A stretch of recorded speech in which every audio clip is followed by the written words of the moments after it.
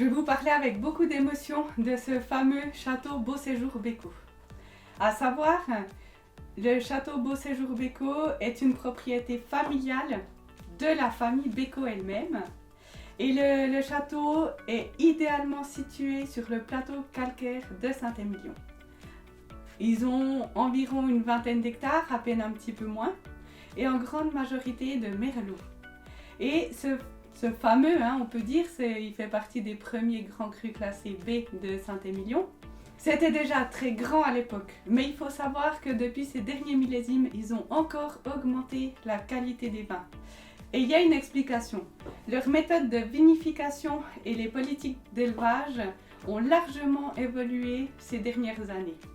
Alors voilà, c'est la nouvelle génération des Bécot qui est à la tête du domaine et on va le goûter ensemble. Donc on a un nez qui n'est pas forcément le plus exubérant en ce moment, à savoir qu'on est sur un millésime jeune et que c'est des vins qui peuvent se garder, mais quand je dis 20 ans, on peut encore y aller 20, 30, etc., etc. Mais partons de 20 ans.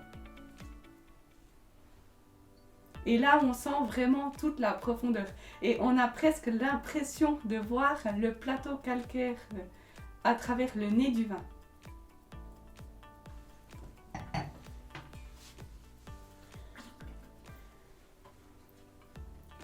Et voilà le Beauséjour Bécot dans son style.